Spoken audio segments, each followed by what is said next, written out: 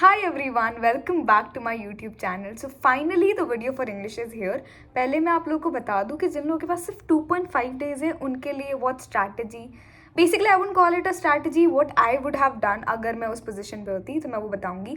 And for those people जिनके पास अच्छा खासा गैप था उनके लिए एक अलग स्ट्रैटेजी है. ठीक है, दोनों से आउटपुट सेम आएगा. ठीक है, इस जिस कि जिन लोगों के पास ज़्यादा डेज है उन लोगों के पास सोने का टाइम ज़्यादा है बिकॉज एज सच आप इंग्लिश में कितना ही पढ़ लोगे. ठीक है, so basic strategy would B कि सबसे पहले मैं जाके रीडिंग कॉम्प्रीहेंशन की अपनी स्ट्रैटेजी बना दूंगी कि जब मेरे सामने रीडिंग कॉम्प्रीहेंशन आएगा तो मुझे क्या लगा के सॉल्व करना है. मुझे पहले क्वेश्चंस पढ़ने हैं, मुझे पहले पैसेज पढ़ना है, मुझे कब क्या कौन से टाइप के क्वेश्चन में कैसी अपने माइंडसेट को रखना है उसके बारे में देख लेना. Then we don't have grammar, let's come back to writing skills. Writing skills भी कैसे करनी है ये मैंने बता रखा है. फॉर्मेट्स आप लोग को मैंने ऑलरेडी भेज दिए हैं. अगर आप लोग ने फॉर्मेट एक बार पहले देख रखा है, I would suggest you all to go and actually write those formats. लिख के प्रैक्टिस करो बिकॉज इंग्लिश के अंदर आप जितना ज़्यादा लिख के प्रैक्टिस करोगे उतना ज़्यादा it will be beneficial for you. ठीक है, now let's come to the literature वाला पार्ट. सो सबसे पहला मैं जाके पोएम्स पढ़ूंगी. ठीक है, जो पोएम्स हैं हमारी उन सबको कैसे पढ़ना है, सबकी समरी पता होना चाहिए कि इस पोएम के अंदर जो बेसिक ऑब्जेक्टिव है वो क्या है, बेसिकली किस चीज़ के बारे में बात करी गई. जैसे मैं मदर 66 के अंदर it's about detachment, it's about going away from people. तो बेसिक ऑब्जेक्टिव पता होना चाहिए. हमारे पोएटिक डिवाइसेज हैं, हर पोएम के अंदर वोकैब, एक भी ऐसा वर्ड नहीं होना चाहिए इस पोएम के अंदर जिसका मतलब आपको नहीं पता हो. प्लस हर वर्ड के अंदर कौन से पोएटिक डिवाइसेस लग रहे हैं इसके बारे में आपको बहुत अच्छे से पता होना है. हम बात करते हैं पैसेजेस के, मतलब जो स्टोरी वाले हमारे चैप्टर्स हैं उसके अंदर कोई भी एक बुक उठा लो. नाउ फर्स्ट डे आप लोग रीडिंग कॉम्प्रिहेंशन राइटिंग स्किल्स करो, सेकेंड डे आप पोएम करो.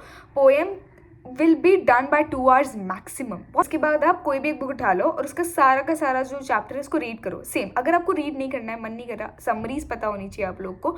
एंड देन उसके बाद एक बार चैप्टर में अगर आपने पहले से वो कैप को अंडरलाइन कर रखी है, वो कैप देख लो. फ्रेजेस है या कोई ऐसी बात हो रही कि भाई इस लाइन में what the author was thinking before writing this particular line in the chapter, ये सब पहले से आप एनालिसिस कर लो. ठीक है, या फिर जब आप रीड कर रहे हो आपके पास टाइम है, जिन लोगों के पास 5 days है ना, प्लीज़ ओके रीड करके जाना चैप्टर. इस टाइम समरीज मत देखना. अगर ऐसा है कि आपने बिल्कुल भी एक बार भी चैप्टर नहीं पढ़ा तो पहले समरीज देखना, लेकिन उसके बाद रीड तो करके जाना ही पड़ेगा. ऐसे तो नहीं हो सकता. नाउ लेट्स कम टू, फिर उसके बाद क्या करना है, PYQs. Stick to PYQs. लिख के. English is the only subject I won't say कि आप PYQ निकाल लो और आप बैठ के देखो yes I know the answer, I know the answer. No, write it down. It's a language, so you need to figure out how you are going to present the answer. Basic pro tip is going to be don't खुद को बिना मतलब ऐसे ऐसे vocab मत use करने लग जाना जिसके शायद स्पेलिंग्स आपको नहीं आते हैं, बिकॉज स्पेलिंग एरर्स के मार्क्स कटते हैं. बेसिक वोकैब, बेसिक ग्रामर, बहुत ज़्यादा एलोंगेट करके अपना आंसर मत लिख के आना. तो राइटिंग सेक्शन के अंदर बहुत ज़्यादा ध्यान रखना कि आप टाइम मैनेजमेंट का ध्यान रखना. ये दोनों साइमल्टेनियसली रिलेटेड है, बिकॉज अगर आप अपना लिमिट बना लोगे कि मुझे इससे ज़्यादा नहीं लिखना तो आपका टाइम बच जाएगा वहीं पे. ऑल्सो थोड़ा काम डाउन लेके जाना. रीडिंग कॉम्प्रीहेंशन पहले अटेम्प्ट करना, मतलब I am not that person वो टेल यू कि इसको बाद में अटेम्प्ट करना, बिकॉज पहले आपका दिमाग फ्रेश होता है, so you can easily comprehend कि उसके अंदर लिखा क्या है. ठीक है, now let's come on to how we are suppose to write the answers, writing skills and all सब. Yeah this is the screen that we have. ये मेरा, आई डोंट हैव एक्चुअली मेरा प्री बोर्ड्स का paper and all. Yeah I don't know, I think half yearly का paper है, but means one and the same thing, आप लोग को ये जानना है.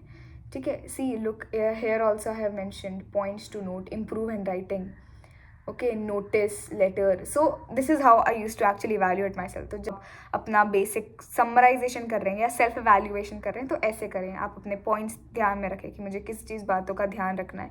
ठीक है, नाउ सेक्शन ए रीडिंग, कुछ नहीं, सेम बेसिक चीज़ें ध्यान रखें, बट इसके अंदर इस बात का ध्यान रखना कि आप 1 marker या 2 marker जो आंसर्स हैं उनको बहुत ज़्यादा बड़ा बड़ा नहीं लिख के आओ. ठीक है, like this is the maximum length. If see it's a 2 marker answer, आपको 2 की पॉइंट्स लिख के आने. इंग्लिश के अंदर हमें 3 भी नहीं लिख के आने होते, सिर्फ 2 की पॉइंट्स लिख के आने होते, उससे ज़्यादा नहीं करना होता है. ठीक है, इस बात का ध्यान रखना. देन बाकी रीडिंग कॉम्प्रीहेंशंस में जितना काम डाउन रहोगे, जितना टू द पॉइंट लिख के आओगे उतना ज़्यादा बेनिफिशियल होगा. ठीक है, इस बात का ध्यान रखना.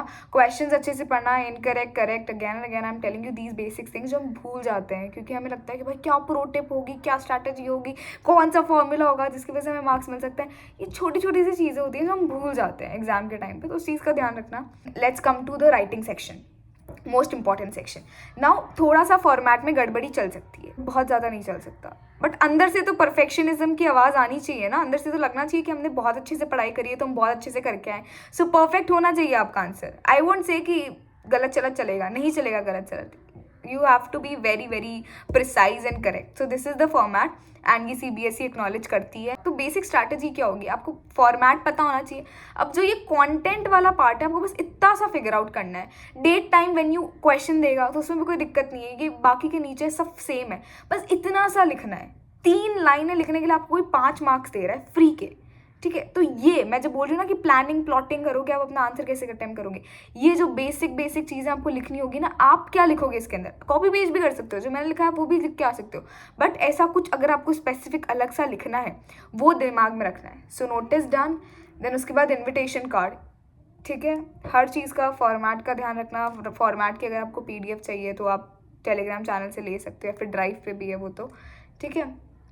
This is the letter. जिन लोगों को लेटर में दिक्कत आ रही है, मैंने अपनी फर्स्ट वीडियो में बता रखा है कि लेटर को एग्जैक्टली कैसे लिखते हैं। सो बेसिकली लेटर के अंदर आपको कॉजेज कॉन्सिक्वेंसेज ये दोनों चीज़ें ऐड करनी है, पॉजिटिव नेगेटिव वे फॉरवर्ड, ये 3 चीज़ें ऐड कर लो, आपका लेटर डन हो जाएगा, ठीक है। कुछ बहुत ज़्यादा हेवी लैंग्वेज नहीं यूज़ कर। अगर आप यहाँ पे देख सकते हो तो ये वाला जो फैक्टर है ना, ये मैंने क्या किया है, तो मैंने रफ वर्क बनाया है और मैंने जितने भी पॉइंट्स मुझे उस टॉपिक से रिलेटेड याद आ रहे थे जिससे मुझे वो लेटर लिखना है, मैंने वो सारे के सारे पॉइंट्स यहाँ पे लिख दिए। देखो, कॉजेज एंड सोल्यूशंस, अगर कोई प्रॉब्लम होगी तो कॉज और सोल्यूशन 2 ही चीज़ें होंगी, तो मैंने सारे कॉजेज लिख दिए, सारे के सारे सोल्यूशंस लिख दिए, and then I framed it out in these paragraphs, ठीक है। Job application exactly the same way. Then this is section 3 which is literature. इसके अंदर अगर आप देख सकते हो, सबसे पहले एक्सट्रैक्ट बेस्ड क्वेश्चंस में बिल्कुल डरने की जरूरत नहीं है। अगर आप लोग चैप्टर पढ़ के जा रहे हो, जिस अकॉर्डिंग मैंने आपको बताया है पढ़ने को, नहीं पता चल रहा कैसे पढ़ना है, सेकंड वीडियो जाके देखना है जिसके अंदर मैंने ये बताया कि एग्जैक्टली आपको पढ़ना कैसे है चैप्टर, ठीक है।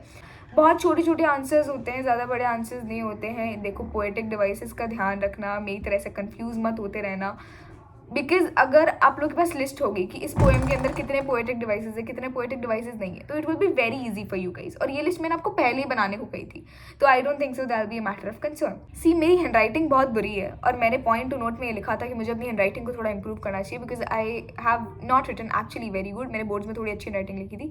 इंग्लिश में राइटिंग इसलिए मैटर करती है because English is a language subject, इसके अंदर प्रेजेंटेशन बहुत ज़्यादा मैटर करती है, ठीक है। Now you can here see this answer that I have written, and इसको आप पूरा का पूरा अच्छी तरीके से एनालाइज करोगे ना। इंग्लिश के अंदर कोई फॉर्मूला नहीं है जिससे आपको अच्छे मार्क्स मिल सकते हैं। बाकी सारे सब्जेक्ट्स में फिक्स होता है कि मुझे यही लिख के आना है तो मुझे मार्क्स मिल जाएंगे।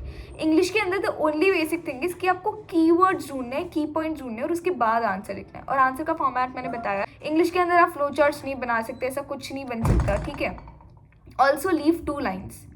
2 लाइन्स लीव करने को इसलिए बोल रही हूँ, कभी कभी होता है कि आपको एक्स्ट्रा पॉइंट्स ऐड करने हैं, फिर आपको लगता है कि भाई ये पॉइंट्स कहाँ ऐड करूँ, तो एटलीस्ट 1 लाइन तो हो आपके पास ऐड करने के लिए। एंड देन हो सके तो यहाँ पे पूरी की पूरी वो लाइन खींच देना स्केल से, it looks good during the presentation. जो हमारे 5 मार्कर्स होते हैं वो बेसिकली डायरी राइटिंग या letter to someone, one of your friend ऐसा होता है, तो you have complete liberty as to how you want to write the answer, ठीक है। तो उसके ऊपर आप अपने ओपिनियंस भी शेयर कर सकते हो, बट ये बात का ध्यान रखना कि आप उस कैरेक्टर की पोजिशन से नहीं हिल रहे हो, ठीक है। Coming back to those people who have only 2.5 days, the basic strategy would be, जैसे आप फॉर एग्जाम्पल आप लोग का मैथ्स का पेपर है, राइट, तो मैथ्स का पेपर दे के आओ, you come back by 2, you sleep till 8, 6 घंटे की नींद एग्जाम देने के बाद बहुत होती है। सोना है, खाना है, जो करना है करो। देन 8 बजे you sit back, reading comprehension and writing skills लिख लिख के प्रैक्टिस करने के बाद यू विल टेक अराउंड 10-11 बजे तक, ठीक है। उसके बाद पोएम्स रिवाइज करके सो जाओ। पोएम्स का सारा रिविजन कर लिया, पोएटिक डिवाइसेस देख लिए, वोकैब देख लिया, सब कुछ देख लिया, सो जाओ। Now what you are suppose to do is, next day when you get up, आराम से उठो, 8 बजे उठो, 9 बजे उठो, but my only point is get up whenever you want to, but उसके बाद प्रोक्रेस्टिनेशन नहीं होना चाहिए। या तो सो सकते हो या प्रोक्रेस्टिनेट कर सकते हो, दोनों एक साथ नहीं हो सकता, ठीक है। तो आराम से उठो 8-9 बजे तक, and then you do the, कोई भी एक बुक उठा लो, उसके सारे के सारे चैप्टर्स रीड कर लो, एनालाइज कर लो, समराइज कर लो, बेसिक पॉइंट्स देख लो। This should be done by 6 hours, 6 घंटे के अंदर पूरी की पूरी एक बुक खत्म हो जानी चाहिए। So let's assume you complete this all by 6 to 7 PM, ठीक है। उसके बाद टेक अ ब्रेक, ये 6 to 7 PM के अंदर ब्रेक वेक सब इंक्लूड करके, ठीक है।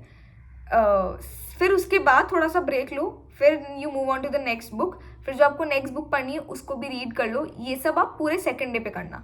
सेकंड डे तक आपकी रीडिंग एंड राइटिंग स्किल्स सब कुछ क्लियर हो जानी चाहिए। थर्ड डे पे हम क्या करेंगे, थर्ड डे पे अगर यू आर अ पर्सन जिससे कभी कुछ हो जाता है and you are not able to complete it on the second day, third day पे एटलीस्ट इतना ध्यान रखना कि आप 3 बजे तक या 2 बजे तक दोनों बुक्स कंप्लीट कर लो।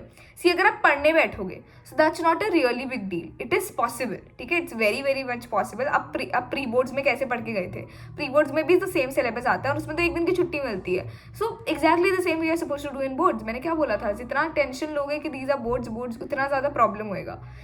सो coming back to our thing, उसके बाद अराउंड समझो आपने 12 बजे तक कर लिया, सॉल्व 2 PYQs। अगर आपने 3 बजे तक किया, सॉल्व 1 PYQ। PYQ सॉल्व करने के बाद आप सैम्पल पेपर्स देखो 5 साल पहले तक के, रीड मारो सैम्पल पेपर्स में। मैंने से रीड मारो, आई मीन लिटरेचर के क्वेश्चंस देखो, रीडिंग कॉम्प्रिहेंशन और राइटिंग स्किल्स आपने एक बार प्रैक्टिस कर ली है। उसके बाद आप सिर्फ सैम्पल पेपर्स के क्वेश्चंस देख लो कि आपको वो हो रहे हैं कि नहीं हो रहे, आपको वो कैप तो समझ आ रही है, ये सारी चीज़ें। एंड देन 9 या 10 o'clock तक बी डन एंड स्लीप। और उसके बाद का तो आपको पता है रूटीन क्या करना है। सो या that's all from my side. If you have any other query or anything else, just comment down below and I will try to solve it. So yeah, good luck guys. Bye.